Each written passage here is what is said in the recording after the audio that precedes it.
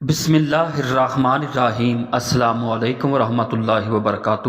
ناظرین گرامی، آج کی ویڈیو میں ہم یہ جانیں گے کہ یعقوب بے کون تھے اور تاریخی حوالے سے ترکوں میں ان کی کیا اہمیت ہے اور انہوں نے عثمان غازی، سلجوقوں اور منگولوں سے جنگیں کیوں کی۔ تو ناظرین گرامی، یعقوب بے گرمیاں قبیلے کے ایک بڑے سردار تھے اور انہیں امیر کبیر کے لقب سے بھی جانا جاتا ہے۔ تاریخی اعتبار سے اگر دیکھا جائے تو گرمیاں قبیلے کا تعلق ترکوں کے مشہور قبیلے قیپچاک سے تھا، اور قیپچاک قبیلے کو ہم جلال الدین خوارزمی کے ڈرامے میں دیکھ چکے ہیں۔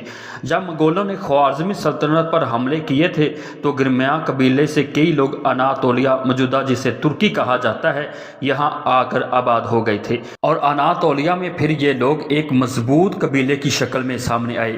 کہا جاتا ہے کہ گرمیاں قبیلے میں رہنے والے لوگوں کی تعداد اس وقت کے تمام قبائل میں سب سے زیادہ تھی، اس لیے گرمیاں قبیلہ اپنی فوجی قوت کے اعتبار سے سب سے زیادہ مضبوط تھا۔ پھر اس قبیلے نے منگولوں سے بھی جنگیں کی۔ سلجوق سلطنت کے آخری فرمانروا سلطان مسعود کی جب موت ہوئی اور سلجوقی ریاست کمزور ہو گئی تو یہ لوگ ان کے بھی خلاف ہو گئے، کیونکہ گرمیاں قبیلہ سلطان مسعود سے ناخوش تھا۔ اسی وجہ سے انہوں نے سلجوقوں سے بھی جنگیں لڑیں اور سلطان مسعود کی بیعت کرنے سے انکار کر دیا، اور 1290 کی دہائی تک گرمیانوں اور سلجوقوں کی لڑائی چلتی رہی۔ گرمیاں قبیلہ جس کے سردار یعقوب بے تھے، انہوں نے اپنے اقتدار میں اپنی سلطنت اور فتوحات میں وسعت پیدا کی، اور اس کے ساتھ ساتھ انہوں نے کچھ بازنطینی شہروں کو بھی فتح کیا، حتیٰ کہ بازنطینیوں سے سالانہ خراج بھی لیتے رہے۔ یعقوب بے نے اناطولیہ میں ایک بڑے رہنما کے طور پر ذمہ داریاں نبھائیں، اس لیے ان کا شمار بڑے امراء میں بھی ہوتا ہے۔ یعقوب بے کے پاس امراء، وزیر، قاضی، جج، خزانہ وغیرہ جو کہ ایک بادشاہ کے شایان شان جو موجود ہوتا ہے وہ سب کچھ موجود تھا۔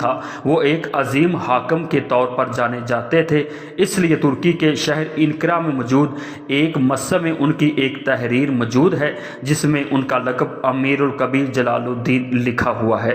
تو ناظرین گرامی، کولوش عثمان سیزن 1 میں جس میں ہم نے علی شار بے کو دیکھا، دراصل وہ بھی گرمیاں قبیلے سے تعلق رکھتے تھے۔ تو آئیے جانتے ہیں کہ یعقوب بے اور عثمان غازی کے ایک دوسرے سے تعلقات کیسے تھے اور ان کے درمیان کتنی جنگیں ہوئیں۔ تو ناظرین گرامی، جب 13ویں صدی عیسوی میں جب یعقوب بے نے اپنی امارت کا اعلان کیا اور اناطولیہ میں موجود سرداروں سے بیعت لینا شروع کی، اور دوسری طرف ترک قبائل جو کہ سلجوق ریاست سے اپنی آزادی کا اعلان کر رہے تھے، تو یہی وہ وقت تھا جب گرمیاں قبیلے کی سرحدیں عثمانی علاقوں کی سرحدوں سے ملتی تھیں۔ تو اس وقت گرمیاں قبیلے اور عثمانیوں کو ایک دوسرے سے تعلقات اچھے نہ رہے۔ جب عثمان غازی نے کراجہ حصار قلعہ فتح کیا جو گرمیانی سرحدوں کے قریب تھا، اس قلعے کو یعقوب بے بھی فتح کرنا چاہتے تھے، لیکن عثمان بے نے پہلے فتح کیا، اور دشمنی کی پہلی وجہ کراجہ حصار قلعہ بنا، اور دوسری وجہ یہ بتائی جاتی ہے کہ جب عثمان بے نے دومانیج کی جنگ میں فتح حاصل کی، جس کی وجہ سے کمزور ترک قبائل اور لوگوں نے عثمان بے کی حمایت کر دی، جس کے سبب عثمان غازی کی فوجی قوت میں بھی اضافہ ہوا۔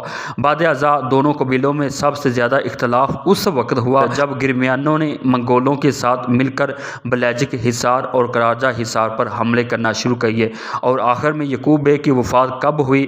تو ناظرین گرامی، ان کے وفات کے متعلق کوئی واضح تفصیل موجود نہیں ہے کہ ان کی وفات کیسے ہوئی، بلکہ سنہ 1327 ان کی وفات کا سال بتایا جاتا ہے۔